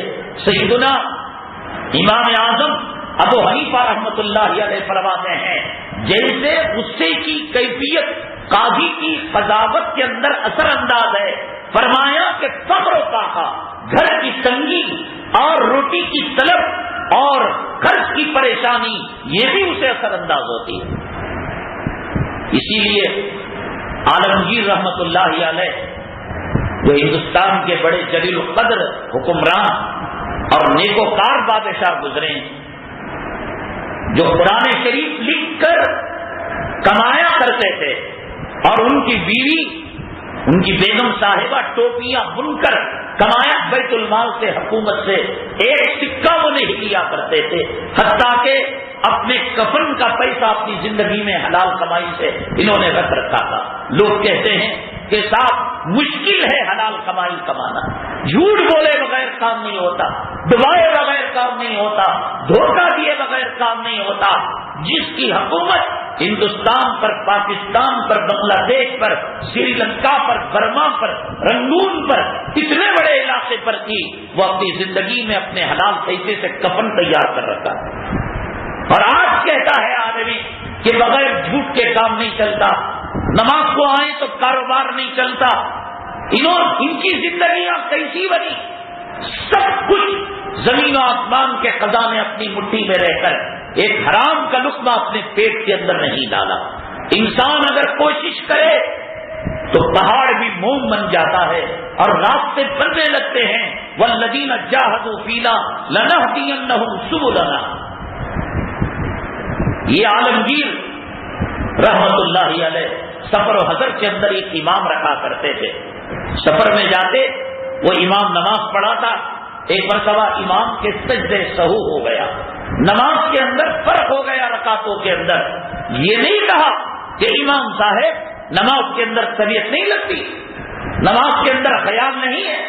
فوراً سلام پھیرنے کے بعد بیت المال کے انچارج آفیسر کو، جو اوقاف کی تنخواہوں میں سے امام صاحب کو تنخواہ دیتا ہے، کہا کہ امام صاحب کی تنخواہ دگنی کر دو، 100 روپے ہے 200 کر دو، 200 ہے 400، 1000 درہم ہے 2000 درہم کر دو۔ کہا کہ حضرت کیوں؟ فرمایا اب تک انہوں نے نماز کے اندر سجدے سہو نہیں کیا، آج اگر سجدے سہو کیا ہے اس کا مطلب یہ ہے کہ گھریلو پریشانیوں سے ان کی نماز متاثر ہو گئی۔ معاشی جو پریشانیاں ہیں اس سے عبادت میں فرق آتا ہے، اس سے نماز میں فرق آتا ہے، اس سے انسان کی خودداری میں فرق آتا ہے. اور فی زمانہ مال و دولت رکھنا اور نہ رکھنا، اس میں انسان کو حلال طریقے سے آسانی سے اگر مال و دولت مل رہا ہے تو یہ سوچ کرتا ہے یہ کرنا کہ یہ لینے کے اندر پریشانی ہے، میں سمجھتا ہوں کہ یہ جہالت ہے. قرآن شریف کے اندر اللہ تعالیٰ نے فرمایا وَأَعِدُّوا لَهُم مَّا اسْتَطَعْتُم مِّن قُوَّةٍ وَمِن رِّبَاطِ الْخَيْلِ تُرْهِبُونَ بِهِ عَدُوَّ اللَّهِ وَعَدُوَّكُمْ، کہ تم دشمن کے دلوں میں روب اور خوف پیدا کرنے کے لیے تیاری کرو. کیا ہے تیاری ہمارے پاس؟ کیا ہے ہتھیار؟ کیا ہے ہمارے پاس سودا کہ اگر کل خدا نہ کرے ہمارے دکانوں مکانوں کو جلانے کے لیے فرقہ پرست آ جائے، ہماری ماں اور بہنوں کی عزت و آبرو لوٹنے کے لیے آ جائیں، تو ہمارے پاس دفاع کی کیا چیز ہے، ڈیفنس کی کیا چیز ہے؟ قرآن شریف نے کہا کہ یہ قوت مال سے بھی گھوڑا مفت میں نہیں ملے گا آپ کو، تلوار مفت میں نہیں ملے گی، بھالا مفت میں نہیں ملے گا، ہتھیار مفت میں نہیں ملے گا. آپ جب عزت لوٹنے کے لیے کوئی آدمی آئے گا گھر میں تو آپ چندہ کرتے پھریں گے فجر کی نماز میں کہ بھائیو بزرگوں دوستو ہماری عورتوں کی عزتوں کو خطرہ ہے، برائے مہربانی چندہ برابر فرمائیں. وَأَعِدُّوا لَهُم مَّا اسْتَطَعْتُم مِّن قُوَّةٍ وَمِن رِّبَاطِ الْخَيْلِ تُرْهِبُونَ بِهِ عَدُوَّ اللَّهِ وَعَدُوَّكُمْ. فی زمانہ مال و دولت اپنے اندر ایک روب رکھتا ہے، ایک طاقت ہے اس کی، ایک قوت ہے اس کی. ہمارے اولیاء کرام، ہمارے صحابہ کرام اگر مال و دولت اختیاری طور پر اس سے الگ ہو کر فخر و فاقے کی زندگی گزارتے تھے تو ان کے پاس توکل کا سرمایہ تھا، اللہ پر اعتماد کا سرمایہ تھا. ان کو یقین تھا کہ ہمارے ہاتھ اٹھیں گے اور اللہ تعالیٰ دشمن کو تباہ کر دے گا، برباد کر دے گا. صلاۃ الحاجت کے لیے ہماری پیشانیاں، ہماری رات زمین سے رگڑ کھائیں گی، اللہ ان کو تباہ کر دے گا، اللہ ان کو غارت کر دے گا، برباد کر دے گا. ایسا توکل ہے ہمارے پاس، ایسا اللہ پر بھروسہ ہے. ایک صحابی آئے، اپنے اونٹ کو باہر چھوڑ کر نماز پڑھنے کے لیے آئے. اللہ کے نبی صلی اللہ علیہ وسلم نے فرمایا یہ کیا کیا اونٹ کو؟ کہا کہ اللہ کے بھروسے پر چھوڑ کر آیا ہو. آپ نے فرمایا اسے باندھ، فتوکل علی اللہ، باندھ پہلے رسی سے کوٹے کو اور پھر تو بھروسہ کر، پھر اللہ پر توکل کر، اسباب اختیار کرو. اس وقت کیا چیز مال سے نہیں ہوتی، دولت سے نہیں ہوتی. اگر ایمان اتنا ہے، اگر آپ کا توکل اتنا ہے کہ سورہ فاتحہ پڑھ کر آپ مسئلہ حل کر رہے، اللہ کے حبیب پاک صلی اللہ علیہ وسلم جب آپ کے دولت قدے کو دشمنوں نے گھیر لیا تھا، حضرت علی کرم اللہ وجہہ کو بسترے پر سلا دیا تھا اور آپ باہر نکلے، مٹی کے ذروں کو اٹھا کر یوں پھینکا، ان کی آنکھوں کے اندر پردہ ہو گیا اور ان کی آنکھوں پر اللہ تبارک تعالیٰ نے غفلت کی ایک نشانی کو ڈال دیا. یہ مقام پر آپ پہنچے ہیں، توکل کے اس درجے پر پہنچے ہیں تو یقیناً اپنے چولہے کو آپ ٹھنڈا کیجیے. حضرت سیدنا شیخ عبد القادر جیلانی رحمۃ اللہ علیہ کے پاس ایک خاتون نے اپنے بچے کو تربیت کے لیے چھوڑا تھا. بھائی اس کو جگہ، اس کا تو وضو گیا، وہ بوڑھے میں جگہ اس کو آپ وضو کر کے آئیے. سونے سے ٹیک لگا کر وضو چلا جاتا ہے، آپ کی نماز نہیں ہوگی. ماں نے اپنے بچے کو چھوڑا تربیت کے لیے اور کچھ دنوں کے بعد بچے کو دیکھنے کے لیے آئی ماں تو دیکھا کہ حضرت سیدنا شیخ عبد القادر جیلانی رحمت اللہ علیہ مرغ مسلم کھا رہے ہیں اور بچے کو روکھی سوکھی روٹی پانی میں ڈبو کر نمک کی ڈنڈی لگا کر پیاز لگا کر کھانے کے لیے دے رہے ہیں. ماں نے کہا یہ کیسے انصاف ہے، ایک دسترخوان پر پیر و مرشد اور مرید، اور پیر و مرشد کے لیے اتنا اعلیٰ کھانا اور مرید ایسے. حضرت سیدنا شیخ عبد القادر جیلانی رحمت اللہ علیہ نے مرغ کی کھائی ہوئی ہڈیوں کو پھینکا اور کہا کہ تم باذن اللہ، اللہ کے حکم سے تو زندہ ہو جا. تو وہ ہڈیوں سے مرغ زندہ ہو گیا اور حضرت سیدنا شیخ عبد القادر جیلانی رحمت اللہ علیہ نے فرمایا میری تربیت اور میری صحبت میں رہ کر یہ بچہ جس دن اس لائق بن جائے گا تب میں اس کو مرغ مسلم دوں گا. جس دن حضرات صحابہ کرام کا توکل، اللہ پر یقین، آج اگر یہ بات کہی جاتی ہے کہ سورہ واقعہ پڑھو فخر و فاقہ دور ہوگا، سورہ یاسین پڑھو اللہ کی حفاظت میں جاؤ گے، سورہ کہف پڑھو اللہ تعالیٰ قرض ادا کر دے گا، تو لوگ کہتے ہیں کر کر دیکھیں گے. مولانا نے کہا کر کر کیا دیکھیں گے؟ کیا مطلب کر کر دیکھیں گے؟ پانی پی کر دیکھیں گے پیاس ختم ہوگی؟ روٹی کھا کر دیکھیں گے کہ بھوک ختم ہوگی؟ اس سے زیادہ یقین نبی کریم جناب محمد رسول اللہ صلی اللہ علیہ وسلم کی باتوں پر ہونا چاہیے. حضرت عبداللہ ابن مسعود رضی اللہ تعالیٰ عنہ کا وصال مبارک ہو رہا تھا. لوگوں نے کہا کہ آپ کو کوئی صدمہ نہیں، اتنی بچیوں کو پیچھے چھوڑ کر جا رہے ہیں، کوئی انکم نہیں، کوئی آمدنی نہیں، اور وراثت کے اندر کوئی مال و دولت کو آپ نے نہیں چھوڑا. حضرت عبداللہ ابن مسعود رضی اللہ تعالیٰ عنہ نے فرمایا اللہ کے نبی صلی اللہ علیہ وسلم نے مجھے سورہ واقعہ بتایا، میں نے اپنے بچیوں کو سورہ واقعہ سکھا دیا ہے، اور اللہ کی ذات سے یقین ہے کہ مرتے دم تک کسی کے سامنے دست سے سوال دراز کرنے کی نوبت نہیں آئی. یہ توکل کے درجے پر، یہ یقین کے درجے پر آپ پہنچ جائیں تب دولت کو سلام کرنا، مال کو، دکان کو، کارخانے کو سلام کرنا، یہی مال، یہی دولت، یہی روپیہ، یہی پیسہ ہمارے ایمان کو محفوظ کرنے کا آج ذریعہ ہے. ورنہ بھیک مانگا کریں گے آپ، بچی کی شادی ہے کیا تو بھی ہیلپ کر ڈالو، اب وہ کہے گا میرا فلاں کام کر دو، وہ کام جائز ہوگا ناجائز ہوگا، آدمی کرنے پر مجبور ہو جائے گا. اللہ کے حبیب پاک جناب محمد رسول اللہ صلی اللہ علیہ وسلم نے حدیث پاک کے اندر فرمایا آدمی کو مجبوری یہاں تک لے جاتی ہے کہ جب قرض لیتا ہے تو جھوٹے وعدے کرتا ہے آدمی، میں یہ کروں گا، میں وہ کروں گا، اور پھر جب ادائیگی کا وقت، یہ رسول اللہ صلی اللہ علیہ وسلم نے فرمایا، اور ایسے فرمایا لگتا ہے کہ آج کی صورت حال کو دیکھ کر آپ فرما رہے ہو، اور پھر جب ادا کرنے کا وقت آتا ہے تو آدمی ٹال مٹول کرنے لگتا ہے. نتیجہ آپ دیکھ رہے ہیں کہ زمانے کے بدلنے کے ساتھ جس حکومت کے سربراہ کو کل گالیاں دیا کرتے تھے، یہ گجرات کا قاتل ہے، یہ مسجدوں کا قاتل ہے، یہ ٹوپیوں اور پگڑیوں کو اچھالنے والا ہے، یہ حاملہ عورت کے پیٹ کو چاک کر کر اس حمل کو شول میں چبو کر آگ کے حوالے کرنے والا ہے، چھٹی سورج کی پوجا کرنے والے علماء سو. انڈیا ٹی وی 8 جون کے ایک بحث و مباحثے میں جب ٹی وی کا انٹرویو لینے والا نے ان علماء سو سے پوچھا کہ اس سرکار کے بارے میں کیا امیدیں رکھتے ہیں، یاد رکھیے چڑھتی سورج کی پوجا کرنے والے علماء سو ہر زمانے کے اندر رہے ہیں. اکبر بذات خود خراب نہیں ہوا بلکہ علماء سو نے اس کو خراب کیا، اور وہ بھی وہ علماء کہ جن کی تاریخ کے اندر، علم کے اندر بڑی مہارت تھی لیکن تقوی سے دوری تھی. اولیاء کرام کی صحبت ان کو نصیب نہیں تھی.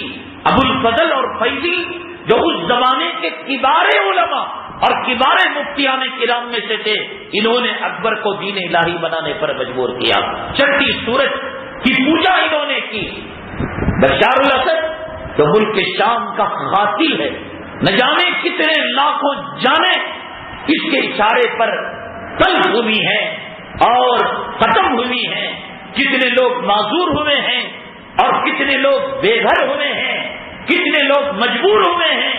لیکن ایک ظالم مفتی اسی علاقے کا جو بڑا سرکاری مفتی تھا، الیاذ باللہ ثم الیاذ باللہ، اس نے کہا نبی کریم جناب محمد رسول اللہ صلی اللہ علیہ وسلم میرے خواب کے اندر آئے اور حکم دیا، اور آپ نے اشارہ فرمایا کہ میں بشار الاسد کو ووٹ دوں، اور میڈیا نے اس کو خوب اچالا.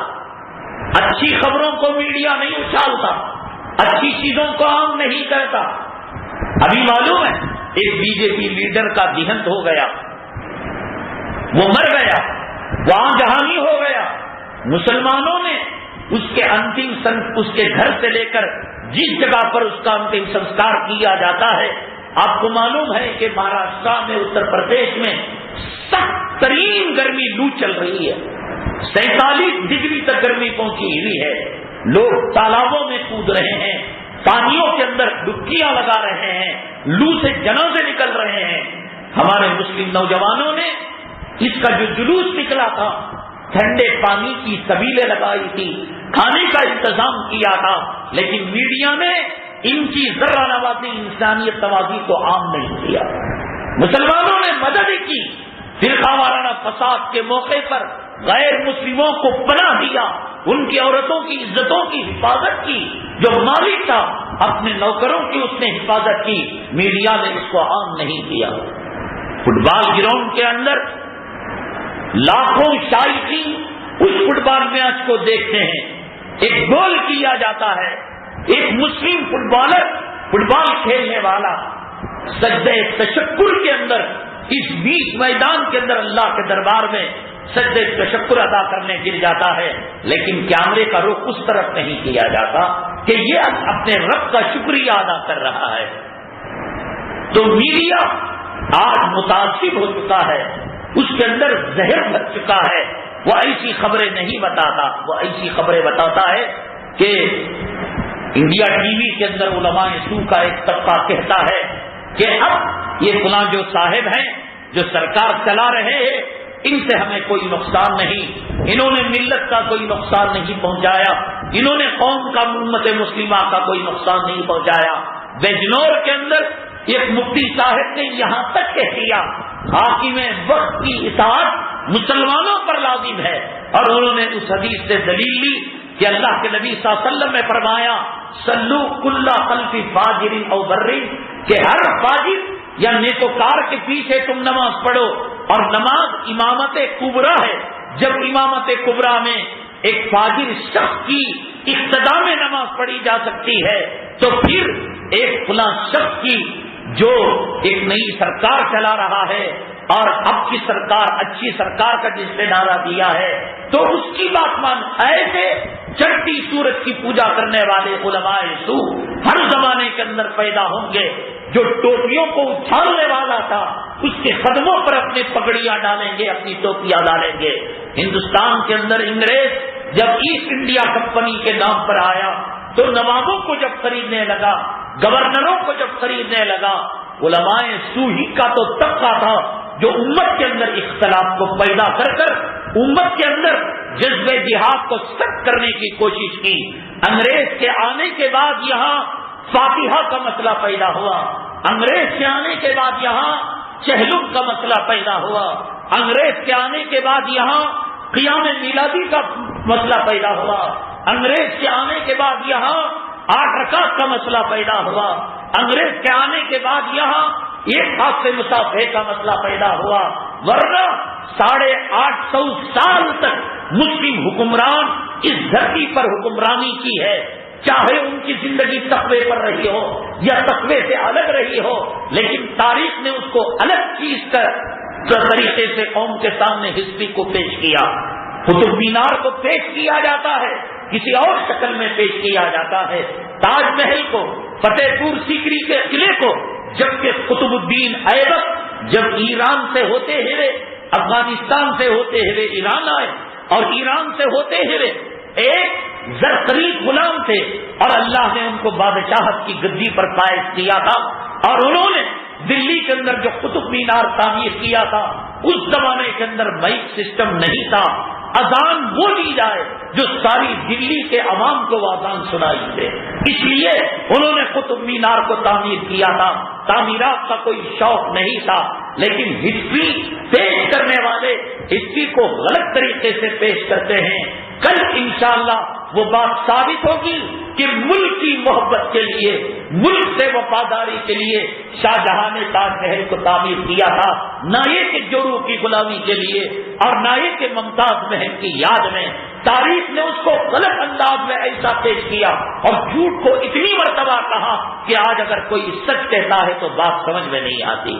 تو اس طریقے سے تاریخ کو توڑ مڑوڑ کر, تو کہنے کا مطلب یہ کہ ہر انقلاب کے وقت زرخرید اور زمین فروش اور ایمان فروش علماء حکومت کے ساتھ ہو جاتے ہیں, جو شمس العلماء کا کتاب لیتے ہیں, پراپرٹیاں لیتے ہیں, سرکاری عہدے لیتے ہیں اور صرف سالاری کا مقام لیتے ہیں. ہمارے علماء کرام نے مالٹا کی جیل دیکھی, ہمارے علماء کرام نے کالے پانی کو دیکھا, ہمارے علماء کرام نے تھانہ بھون کے اندر شہادت جام شہادت کو نوش کیا. ضامن شہید رحمت اللہ علیہ, سید اسماعیل شہید رحمت اللہ علیہ ہمارے اکابرین کے اندر ان کا شمار ہوتا ہے. لیکن آپ اندازہ لگائیں کیا اس سے پہلے کبھی فاتحہ کا جھگڑا یہاں تھا, کبھی قیام میلادی کا جھگڑا یہاں تھا, کبھی صبح کے اندر کھڑے ہو کر درود پڑھنے سلام پڑھنے کا جھگڑا یہاں تھا.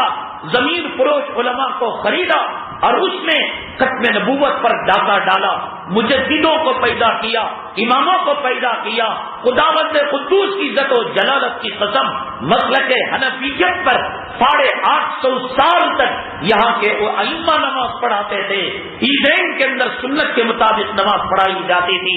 انگریز آیا اور اس نے اختلاف پیدا کرو اور جدائی پیدا کرو اور حکومت کرو پالیسی کی, تو اس پر ایک بہت بڑا زمین فروش طبقہ اور ایمان فروش طبقہ انگریز کے ساتھ ہو گیا. تو اس نے سب سے پہلے یہ جھگڑا لایا کہ رکعت 20 ہونی چاہیے کہ تراویح کی 8 ہونی چاہیے. یہ ہفتے مسافر اس وقت سے لے کر رسول اللہ صلی اللہ علیہ وسلم کے زمانے تک یہ جھگڑا امت کے اندر نہیں تھا. یہ زمین فروش علماء نے کیا. اب 1947 جیسی صورتحال ہندوستان کے اندر تقریباً آ چکی ہے کہ کہاں ٹوپیاں لوگ اپنے سروں سے نکال رہے ہیں, کہاں اذان پر پابندی کی بات ہو رہی ہے, کہاں جو ہے شہری افطاری کے اعلانات پر پابندی کی بات ہو رہی ہے, کہاں مدارس عربیہ کے تجدید کاری کی بات ہو رہی ہے. ایسے میں ایک ضمیر فروش علماء سو کا طبقہ حکومت کے ساتھ ہونا یہ ہر زمانے کے اندر رہا ہے. شاہجہاں جمعہ میں آتے تھے, ریشم کا کپڑا پہن کر آئے. کس نے شاہجہاں کو کہا تھا, اجازت دی تھی؟ یہ علماء سو ہی تو تھے جنہوں نے یہ کہا کہ بادشاہ آپ کا مقام اور ہے, آپ کا مرتبہ اور ہے, آپ کے لیے ریشم حلال ہے. لیکن یہی عالمگیر رحمت اللہ علیہ تھے جو جمعہ کے مجمع میں انہوں نے کھڑے ہو کر یہ کہا کہ بادشاہ تجھ پر وحی آتی ہے, جبرائیل آتا ہے, تو کون ہوتا ہے اللہ کی حرام کردہ چیز کو حلال کرنے کے لیے؟ ایک لمبا واقعہ ہے. یہ علماء سوہی کا طبقہ تھا جنہوں نے حکمرانوں کو عمارتیں بننے پر مجبور کیا, حکمرانوں سے فاختے اڑائے, حکمرانوں سے پتنگ بازی کروائی, حکمرانوں کو دین الہی بنانے پر مجبور کیا. اب جب ہندوستان کے حکومت کے تیور بدلے تو یہاں سے وہاں تک ایک علماء سو کا طبقہ یا یہ کہ نام نہاد سیکولر مفکرین علماء کی شکل کے اندر آ کر اب یہ کہہ رہے ہیں کہ اس سرکار کی اطاعت لازم ہے اور اس سرکار کی اطاعت واجب ہے. ایسی چیزیں جو کل ٹوپیاں کھالا کرتا تھا, کسی کی لنگی کو قبول کر لیا, کسی کی پگڑی کو قبول کر لیا, کسی کے تیر و کمان کو قبول کر لیا اور ٹوپیاں دی گئی تو اچھالا. آج کچھ علماء سو کا طبقہ اس کے قدموں کے اندر ٹوپیاں ڈال رہا ہے, پگڑیاں ڈال رہا ہے. ضرورت ہے علماء ربانی سے اپنا تعلق پیدا کرنے کی, علماء حقانی سے صحبت اپنی باقی رہنے کی, حق و باطل میں تمیز کرنے کی, حقانی اور شیطانی علماء کے اندر فرق کرنے کی. دنیا کے اندر حق و باطل کی کشمکش ہمیشہ رہی ہے. حضرت سیدنا آدم علیہ نبینا علیہ الصلوۃ والسلام کی ابتدائی اولاد ہی کے اندر اللہ تعالیٰ نے حابیل اور حابیل کو پیدا کر دیا. جو حابیل جہنمی راستہ اپنایا اور حابیل جس نے جنتی راستے کو اپنایا. حق و باطل کی کشمکش آدم علیہ السلام کی پہلی نسل انسانی سے یہ چل پڑی ہے اور یہ صبح قیامت تک یہ کشمکش رہے گی. یہ مسلمانوں کا, رسول کریم صلی اللہ علیہ وسلم کے غلاموں کا یہ فریضہ ہے, یہ ذمہ داری ہے, وہ حق کو پہچانے اور باطل کو پہچانے اور دعا کریں اللہم ارنا الحق حقا وارزقنا اتباعہ. اے اللہ حق کو حق بتا کر اس کی اتباع کی توفیق نصیب فرما. وارنا الباطل باطلا, اور باطل کو باطل کی شکل میں بتا کر وارزقنا اجتنابہ, اس سے بچنے کی ہمیں توفیق دے. یہ مسلمانوں کی ذمہ داری ہے. چڑھتے سورج کی پوجا کرنے والوں کے پیچھے اگر جائیں گے ہمارا ایمان اور ہمارا عقیدہ ڈاواڈول ہو جائے گا، اللہ سے ہمارا رشتہ کمزور ہو جائے گا۔ اللہ تعالیٰ دنیا کے اندر حق کی طاقت اور باطل کی سر نگو ہونے کو، شکست کو بار بار بتا رہا ہے۔ بتائیے ملک شام کی کیا صورتحال ہے؟ اللہ کی غیبی مدد، اللہ کی غیبی نصرت، اور جو اپنے آپ کو سپر پاور کہنے والا، انا ربکم الاعلی کا دعویٰ کرنے والا، وقت سے فرعون کی للکار کرنے والا، جس نے اس علاقے کے اندر 35 لاکھ فوجیوں کو معذور بنا دیا اور 12 لاکھ فوجیوں کو واصل جہنم کر دیا، اب گھبرا رہا ہے۔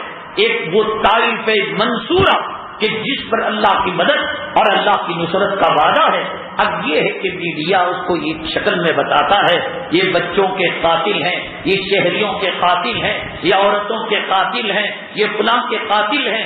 جو اپنے سر پر کفن باندھ کر جا رہا ہو اور جو اپنے جسم میں کفن باندھ کر جا رہا ہو اور جو فجر کے بعد یہ سوچتا ہو کہ شاید ظہر سے پہلے میں جام شہادت نوش کر لوں، جو ظہر پڑھ کر یہ سوچتا ہو کہ عصر میں میرا جنازہ چلا جائے، بتائیے کہ دنیا کی غیر اسلامی حکومتیں اور دنیا کی جمہوری حکومتیں مرنے والے کے بات کو مانتی ہیں کہ مرنے والا مرتے وقت جھوٹ نہیں بول سکتا۔ جو شہادت کو ہاتھ میں لے کر پھر رہے ہو، جو کفن سر پر باندھ کر پھر رہے ہو، جو اپنی بیوی کو بیوہ بنانے کے لیے اور بچوں کو یتیم بنانے کے لیے ترس رہے ہو، اور جو جنت کی حوروں سے نکاح کرنے کے لیے بےتاب ہو، وہ جھوٹ بولیں گے، وہ قتل عام کریں گے۔ ارے یہ میڈیا تو یہود و نصارہ کے ہاتھ میں ہے، یہ وہ طائف منصورہ ہے کہ جس پر اللہ کی مدد اور نصرت کھلی ہوئی نظر آ رہی ہے کہ لاکھوں لوگ جن کے ہاتھوں میں ہتھیار ہیں، اللہ تبارک تعالیٰ نے ان کو بے بس بنا دیا، اور انشاءاللہ حدیث پاک کے اندر جو پیشن گوئی فرمائی گئی ملک شام کے تعلق سے اور عراق کے تعلق سے اور پھر ہندوستان کے تعلق سے، الحمدللہ ثم الحمدللہ، جو آخرت سے محبت رکھنے والے، قرآن پر ایمان لانے والے، حدیث پر ایمان لانے والے اللہ کے دربار میں ہدیہ تشکر پیش کریں کہ اب وہ وقت آ چکا ہے، وَقُلْ جَاءَ الْحَقُّ وَزَهَقَ الْبَاطِلُ، حق آ چکا اور باطل مٹ رہا ہے۔ ان الباطل کان زہوقا، فرعونیت کے ڈوبنے کا وقت آ چکا ہے، نمرود کے مچھر سے شکار ہونے کا وقت آ چکا ہے، قوم نوح غرق ہونے کا وقت آ چکا ہے، قوم عاد، قوم ثمود اللہ کے عذاب کے شکار کا وقت آ چکا ہے۔ اللہ تعالیٰ اب یہ گنٹی، یہ بگل دنیا کے اندر بچا چکا ہے۔ اب گاڑی منڈوں کی خیر نہیں ہے، اب دانیوں کی خیر نہیں ہے، اب حرام خوروں کی خیر نہیں ہے، اب شرابیوں کی خیر نہیں ہے، اب رشوت خوروں کی خیر نہیں ہے۔ رمضان المبارک آنے والا ہے، حالات دنیا کے اندر کایا پلٹ چکے ہیں اور فرعون آ چکا ہے بیچ سمندر کے اندر، اور دونوں طرف سے موجیں آ چکی ہیں، اور حضرت نوح علیہ السلام کا بیٹا جودی پہاڑ پر چڑھا ہے اور وہ پانی اس کے قدموں تک، گھٹنوں تک آ چکا ہے۔ باپ بیٹے کے درمیان گفتگو چل رہی ہے اور اللہ تعالیٰ فرماتے ہیں وَحَالَ بَيْنَهُمَ الْمَوْجُ فَكَانَ مِنَ الْمُغْرَقِينَ، باپ بچ گیا اور بیٹا غرق ہونے والوں میں سے ہو گیا۔ اہل حق بچنے والوں میں سے ہوں گے۔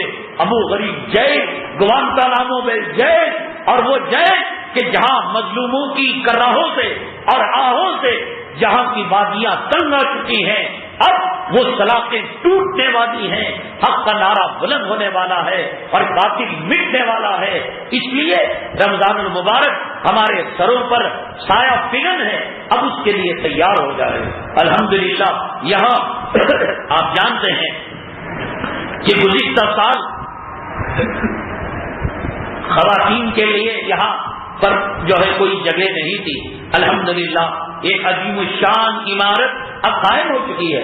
ہم نے ذمہ داروں سے بہت التجا کی، جو ہے ان سے درخواست کی کہ عارضی سیٹ ہی، انہوں نے کہا ہم کام کریں گے، مضبوط کام کریں گے، پختہ کام کریں گے، اور انہوں نے وعدہ کیا کہ اگلے سال یہ چیز آپ کو مل جائے گی۔ الحمدللہ بالکل پردے کے ساتھ باغ والی گلی سے خواتین یہاں تشریف لا سکتی ہیں۔ دیکھیے ہم کوئی مسئلہ فقہ حنفی سے ہٹ کر، شریعت سے ہٹ کر آپ کے ایمان پر ڈاکہ نہیں ڈالیں گے، ہم آپ کے ایمان کو خراب نہیں کریں گے۔ عورتیں اگر سدھر جائیں گی، عورتیں اگر راہ راست پر آ جائیں گی، عورتوں کے اندر دینداری پیدا ہو جائے گی، ان کی کوکھ سے معاذ اور موبس پیدا ہوں گے، جذبے شہادت کے طلبگار پیدا ہوں گے، ان کی کوکھ سے مجاہد اور غازی پیدا ہوں گے۔ اگر عورت نیکوکار ہوگی، عورت متقی ہوگی، ہم نے عورت کو ٹی وی کے حوالے کر دیا، ہم نے عورت کو زانیوں رنڈیوں کے حوالے کر دیا، ہم نے عورت کو فلموں کے حوالے کر دیا، ہم نے عورت کو بیوٹی پارلر کے حوالے کر دیا۔ آپ دیکھیں کہ جس کی وجہ سے آج بے دینی عام ہو چکی ہے، آج دینداری نوجوانوں کے اندر نہیں ہے۔ ان کے موبائل کے اندر رنگ ٹون کیا ملیں گے، ان کے موبائل کے اندر ویڈیو کلپ کیا ملے گی، اس لیے کہ ایک صحیح تربیت کرنے والی، سڑکنے والی اور اپنے بچے کو آخرت کا غازی بنانے والی اور مجاہد بنانے والی ماں نہیں مل سکی۔ ہمیں ضرورت ہے کہ ان عورتوں کے اندر دینداری پیدا کرے، لیکن شریعت کے دائرے کے اندر دیکھیے کہ تراویح یہ اگر جیسے مردوں کے لیے مصنون ہے، عورتوں کے لیے بھی مصنون ہے۔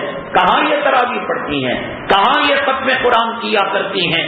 اس لیے اگر بیان سننے کے لیے یہاں پر آئیں تو تراویح بھی مل جائے گی، اور خاص طور سے رمضان المبارک میں اس بات کا اہتمام کیا جاتا ہے، عورتوں کی اصلاح، عورتوں کی تربیت کے بیانات کیے جاتے ہیں، اولاد کی تربیت کیسے کرے، قانون کی جو ہے حفاظت عصمت آبرو کی کیسے کرے، گھر کیسے چلائے، گھر کو جنت کا نمونہ کیسے بنائے۔ عورت اگر دیندار ہوتی ہے تو گھر جنت کا نمونہ ہوتا ہے، عورت دنیا دار ہوتی ہے وہ گھر جہنم کا نمونہ ہوتا ہے۔ اس لیے ہم نے یہاں پر یہ کوشش کی ہے، ہم سمجھتے ہیں شریعت کے مسائل کیا ہیں، فقہ کے مسائل کیا ہیں۔ آپ یاد رکھیں کہ جو وقت ہمارا دین کے لیے لگتا ہے یہ ہماری سعادت اور خوش نصیبی ہے۔ لوگ کہتے ہیں ہمیں فرصت نہیں ملی، ہم جمعہ کے لیے نہیں آئے۔ کیا مطلب؟ جب دنیا کی فرصت ملے گی، جب چوروں کی غلامی سے فرصت ملے گی، اولاد کی غلامی سے فرصت ملے گی، مال کی چاپلوسی کو کتا بننے سے، دین کو تم نے سیکنڈری درجے میں رکھا اور دین کو تم نے پالتو کتا بنا رکھا ہے کہ جب تمام کاموں سے فرصت ملے گی۔ یاد رکھو مسلمانوں، اگر ہمارا وقت دین کے لیے لگتا ہے، ہمارا وقت جمعہ کے لیے لگتا ہے، ہمارا وقت تراویح کے لیے لگتا ہے، ہماری محنتیں مشقتیں، ہمارا روپیہ پیسہ اگر عورت کی اصلاح کے لیے لگتا ہے، اتنا وقت اللہ دنیا کی غلامی سے ہمیں نجات میں دے دے گا۔ ورنہ پھر وقت تو لگنا ہے، اگر یہ وقت دین کے لیے نہیں لگے گا تو پھر نہار پیٹ آپ کو بوتل میں پیشاب لے کر لیاب کے چکر لگانے پڑیں گے، ورنہ اپنے بچوں کو گود میں اٹھا کر حدیث پلانا پڑے گا۔ چلڈرن اسپیشلٹی ڈاکٹروں کے دواخانہ کھلنے سے پہلے آپ اپنے بچوں کو لے کر وہاں ان کا پیشاب پاخانہ صاف کرنا پڑے گا۔ خوش نصیب ہیں جن کا وقت جمعہ کے لیے لگتا ہے، خوش نصیب ہیں جن کا تراویح کے لیے لگتا ہے، خوش نصیب ہیں جن کا تعلیم و تعلم اور قرآن سیکھنے سکھانے اور دین کے لیے لگتا ہے۔ دین کے وقت تو لگنا ہے، اگر یہ وقت یہاں نہ لگے لائروں کے پاس لگے گا، یہ وقت یہاں نہ لگے تھانوں میں لگے گا، یہ وقت یہاں نہ لگے جیلوں کے چکر میں لگے گا، یہ وقت یہاں نہ لگے نرسنگ ہوم کے طواف میں لگے گا، یہ وقت یہاں نہ لگے ڈاکٹروں کے پاس لگے گا۔ اس لیے آپ اپنے وقت کو دین کے لیے لگا دیں گے، اللہ رحم و کرم کا معاملہ فرمائے گا۔ لوگ یہ کہتے ہیں یہ جمعہ 3 جمعہ 2 جمعہ، بھائی وقت نہیں کا کیا مطلب؟ بھائی میرے سامنے ایک 10 روپے کی نوٹ ہے، ایک 100 روپے کی نوٹ ہے، ایک چیز اٹھانے کا مجھے چوائس دیا گیا کہ مولانا صاحب ان میں سے ایک چیز اٹھائیے، تو میں کیا اٹھاؤں گا؟ 10 کی نوٹ اٹھاؤں گا، 100 کی نوٹ اٹھاؤں گا؟ آپ کے سامنے 100 کی نوٹ ہے اور 1000 کی نوٹ ہے، آپ کو کہا گیا ایک مرتبہ ایک چیز اٹھائیے، آپ 1000 کی نوٹ نہ اٹھائیں گے۔ جمعہ کے لیے وقت نہیں کا مطلب کیا؟ بیوی کی غلامی افضل ہے؟ اس کا ہے تو نکاح چاٹنا افضل ہے؟ اولاد کے لیے مرنا افضل ہے؟ دکان کا کتا اور سور بننا افضل ہے؟ مسجد کی کوئی حیثیت نہیں، جمعہ کی کوئی حیثیت نہیں، اپنا آخرت بنانے کی کوئی حیثیت نہیں، فرصت نہیں کا کیا مطلب ہے؟ بیوی کی غلامی یہ نعمت سمجھ رکھا، اولاد کی غلامی اور دکان کی غلامی، کارخانے کی غلامی، یاد رکھیے اس کے لیے وقت لگے گا، اللہ اس غلامی سے نجات دے گا۔ لوگ یہ کہتے ہیں فرصت نہ ہونے سے نہیں آیا، نہیں، تم نہ آنے سے اللہ نے تم کو عذاب میں مبتلا کر دیا۔ اس لیے رمضان مبارک میں مجاہدہ کرنا پڑے، مشقت کرنا پڑے، اپنا مزاج دیندارا بنائیے۔ علماء آئیں گے، میں جاؤں گا، مصافحہ کروں گا، ان کی مجلس میں بیٹھوں گا، ان کے ذکر کے حلقے میں بیٹھوں گا، ان کو دعوت دینے کی کوشش کروں گا، ان سے معانقہ کروں گا، ان سے دعائیں لوں گا، انشاءاللہ دنیا کے عذاب سے اللہ اس بندے کو محفوظ رکھیں گے۔ کون بزرگ آتا ہے، کون جاتا ہے، کچھ پتہ، ارے جمعہ کی حیثیت نہیں، جبکہ جمعہ کا وقت شروع ہونے کے بعد حلال کاروبار بھی حرام ہو جاتا ہے۔ جب اس کی ہے تو مرتے ہیں لوگ، دینداری آتی ہے اللہ دنیا خود بخود دے دیتے ہیں۔ دیکھو یہ عورت اپنے آپ کو بنانے کی کوشش کرتی ہے کاسمیٹک سے اور کاسمیٹک سے چیزوں سے، بیوٹی پارلر وغیرہ سے زہر اپنا رہی ہے۔ خود امریکہ کے تحقیقی ریسرچ اداروں نے، سائنسی تحقیقاتی اداروں نے صاف کہہ دیا کہ اس میں کہیں ڈامر کا استعمال ہو رہا ہے، اس میں کہیں وہ کیمیکل جو اس کے ہارمونز کو متاثر کر کینسر پیدا کر رہے ہیں۔ انسان کے اندر اللہ تبارک تعالیٰ نے ایک فوج رکھی ہے، فورس رکھی ہے، اس کا کام یہ ہے کہ ہوا کے ذریعے سے، پانی کے ذریعے سے، غذا کے ذریعے سے جو چیزیں انسان کے جسم میں بیماری کی شکل میں داخل ہوتی ہیں، جس طریقے سے بارڈر سیکورٹی فورس باہر کا آدمی اندر آتا ہے تو اس کو مار دیتے ہیں گولی، باہر کے آدمی کو اندر آنے نہیں دیتے، اسی طریقے سے ہر جسم میں اللہ نے ایک فورس رکھی ہے کہ باہر کی بیماری ہوا کے ذریعے، دیش کے ذریعے سے، غذاؤں کے ذریعے سے، گندے پانی کے ذریعے سے پیٹ میں جاتی ہے، وہ فورس اس کو فائرنگ کرتی ہے اور وہ بیماری کو ختم کر وہ غذا کو مفید بنانے کا کام کرتی ہے۔ اور جو بیوٹی کاسمیٹک چیزیں، بیوٹی پارلر کی چیزیں استعمال کرتی ہے، اس کے اندر وہ چیزیں ہیں جو ہارمونز جو ڈیفیکٹس والے ہیں، ان کو وہ کمزور کرتے ہیں۔ نتیجہ یہ ہوتا ہے کہ کینسر چھاتی کا عورت کو پیدا ہوتا ہے، خون کا بلڈ کینسر پیدا ہوتا ہے، باڈی کینسر پیدا ہوتا ہے، مختلف قسم کی بیماریاں، احساس کمتری، ڈپریشن، یہ تمام چیزیں بس یہ بیوٹی کاسمیٹک کے راستے سے، یہ زہر، یہ امریکہ اور یہ دنیا کے جو فیشن پرست ملک ہیں جو عورت کو حسین شکل میں دیکھ کر اپنی شہوتوں کو پورا کر رہے ہیں۔ شریعت تو یہ کہتی ہے وَقَرْنَ فِي بُيُوتِكُنَّ وَلَا تَبَرُّجْنَ تَبَرُّجَ الْجَاهِلِيَّةِ الْأُولَىٰ، کیا ضرورت ہے گلی کی کتیا تو بن کر جائے اور سارے کتے تجھے زنا کی نظر سے دیکھے۔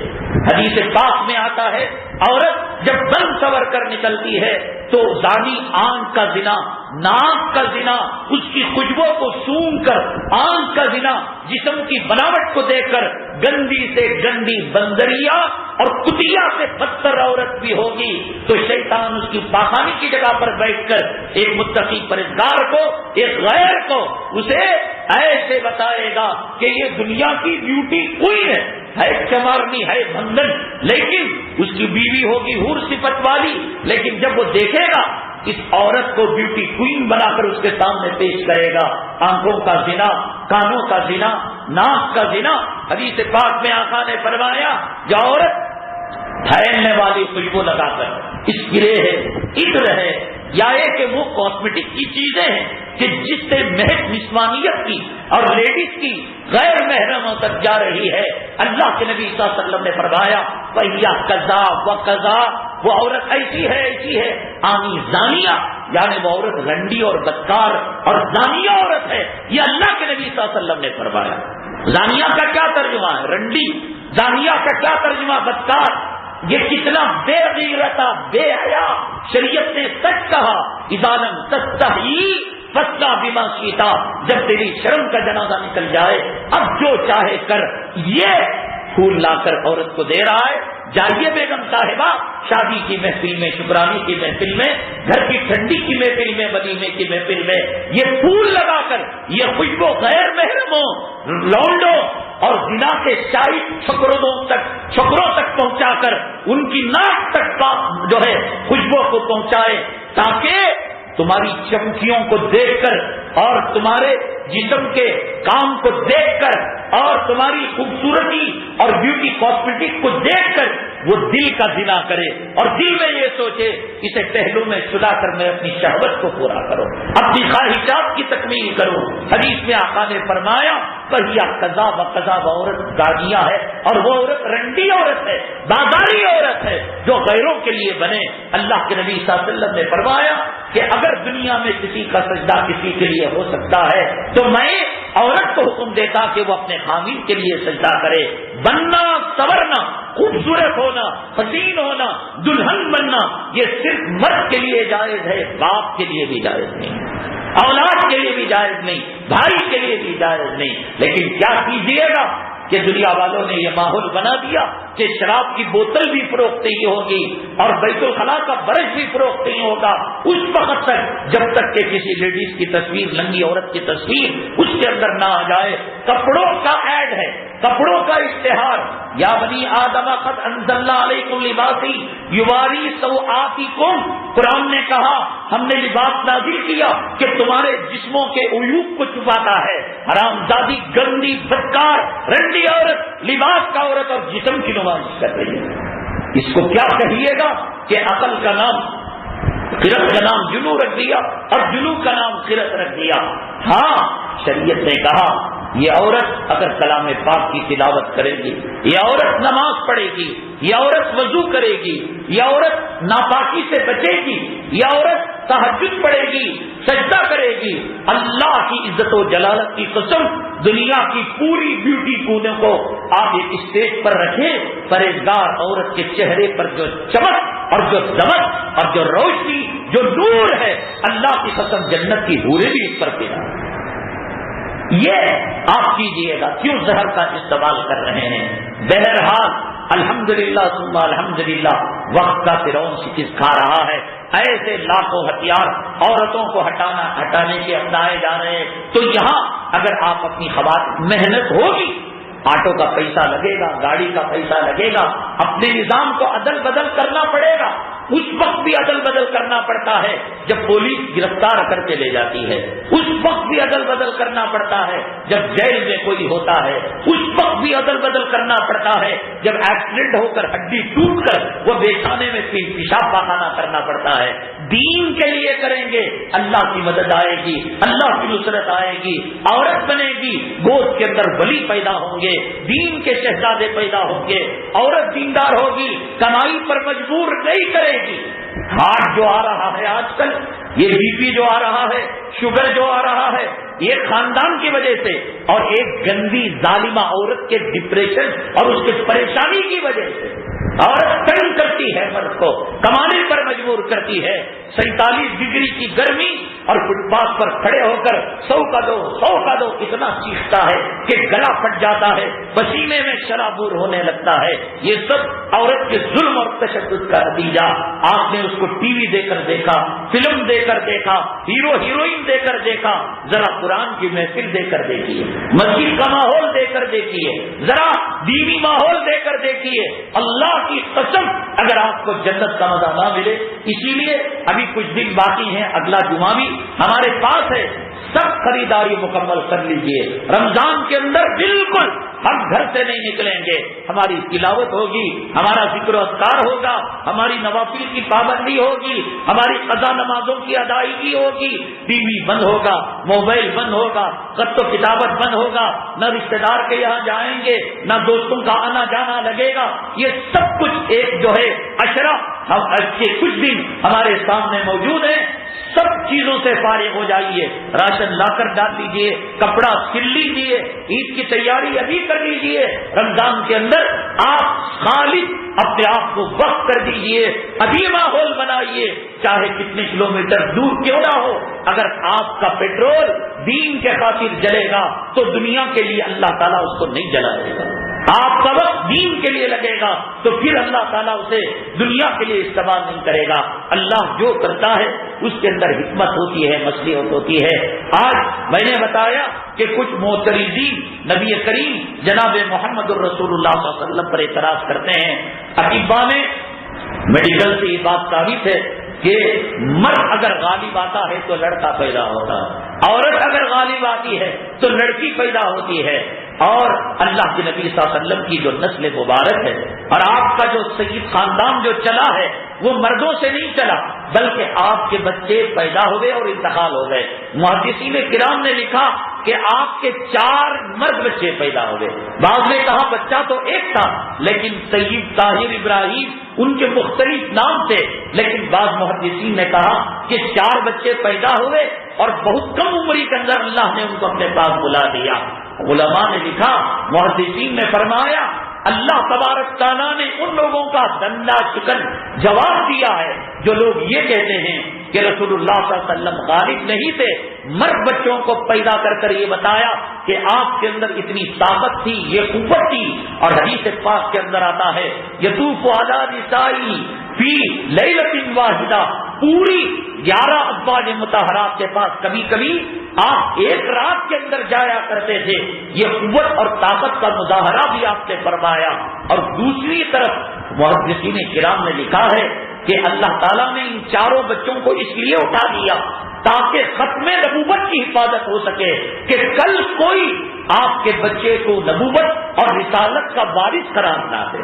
جیسے بادشاہ کے مرنے کے بعد اس کے شہزادے کو تخت نشین کر دیا جاتا ہے، اللہ تعالیٰ ختم نبوت کی حفاظت کے لیے مرد بچوں کو اٹھا لیا، بچوں کو دیا آپ کی طاقت و قوت کو بتانے کے لیے، اٹھایا ختم نبوت کی حفاظت کے لیے. اللہ جو کام کرتے ہیں مصلحت اور حکمت سے خالی نہیں ہوتا، لیکن بندہ نہیں سمجھتے. روحۃ الراحلین کے اندر لکھا ہے ایک واقعہ کہ ایک بادشاہ سفر کے اندر گیا اور اس نے جنگل کے اندر دسترخوان کو بچھایا اور دسترخوان کے اندر مرغ مسلم رکھا. بادشاہ کے سفر میں بڑی بھوک لگی تھی، وہ چاہ رہا تھا کہ مرغ مسلم کھائے، تو اچانک ایک جو ہے پرندہ آیا اور اس نے اس مرغ کو اٹھا کر لے کر چلا گیا. چیل تھا یا شاہین تھا، کوئی بھی پرندہ. اب بادشاہ تو بادشاہ تھا، دیوانگی اس پر چھا گئی اور اس نے فوجیوں سے کہا خبردار، اگر تم اس مرغ مسلم کو واپس نہیں لاؤ گے تو تمہیں ڈیوٹی سے جو ہے ڈسمس کر دیا جائے گا اور سروس سے معطل کر دیا جائے گا. جاؤ تم جو ہے اس شاہین کا، اس چیل کا پیچھا کرو اور اس کے قبضے سے میری مرغ مسلم کو چھڑاؤ اور میرے دسترخوان کی دوبارہ زینت بناؤ. دوسری لے سکتا تھا، بادشاہوں کے موڈ کے کیا کہتے صاحب، جو آتا ہے کہہ دیتے ہیں. جس زندے کو چاہے سولی پر لٹکا دیں اور جس سولی پر لٹکے ہوئے کو چاہے زندگی دے دیں، یہ بادشاہوں کے موڈ ہوا کرتے ہیں. چاہتا سینکڑوں مرغ مسلم تیار کروا سکتا تھا. اب وہ وقت کی بات تھی، اس نے فوجیوں سے کہا پیچھا کر کے لاؤ. اب یہ کہ اپنی بندوقوں کو، تیر و کمان کو تان کر اس کا پیچھا کرنے لگے. بھاگے بھاگے گھوڑوں میں گئے اور دیکھا کہ پہاڑ کے اس سم وہ شاہین یا وہ چیل اس مرغ مسلم کو لے کر اتر رہی ہے. تو پھر ان جو ہے بادشاہت کے نمائندوں نے، فوجیوں نے بڑا عجیب و غریب وہاں منظر دیکھا اور اس کو بادشاہ کے سامنے سنایا. وہ منظر انہوں نے کیا دیکھا، انشاءاللہ فضائل رمضان اور بہترین ایک عنوان. رمضان میں ہم ڈشوں کی تیاری کرتے ہیں، کوئی سیخ پکاتا ہے، کوئی کباب پکاتا ہے اور کوئی گنجی بناتا ہے، کوئی جو ہے روٹی پسند کرتا ہے. رسول کریم صلی اللہ علیہ وسلم کے بہترین ڈشز کیا تھے؟ آپ کو سب سے مرغوب غذا کیا تھی؟ کس چیز کو پسند کرتے تھے؟ کیوں نہ ہو رمضان کے مہینے میں ہم نبی کریم صلی اللہ علیہ وسلم کی محبوب غذا جو آپ کی بہترین ڈشز تھی اس کا بھی تذکرہ انشاءاللہ اگلی جمعہ کیا جائے گا. اور پھر ان جو ہے بادشاہ کے نمائندوں نے، فوجیوں نے اس پہاڑ کے اس طرف کیا منظر دیکھا، اس منظر کو بھی آپ کے سامنے پیش کریں گے. اللہ تعالیٰ سے دعا ہے اللہ تعالیٰ ہمیں عزت کے ساتھ، خودداری کے ساتھ زندگی گزارنے کی توفیق نصیب فرمائے. فقر و فاقے سے اللہ امت مسلمہ کی حفاظت فرمائے. اللہ تبارک تعالیٰ عزت کی زندگی اور عزت کی شہادت کی موت کے نصیب فرمائے. آمین. الحمد للہ رب العالمین.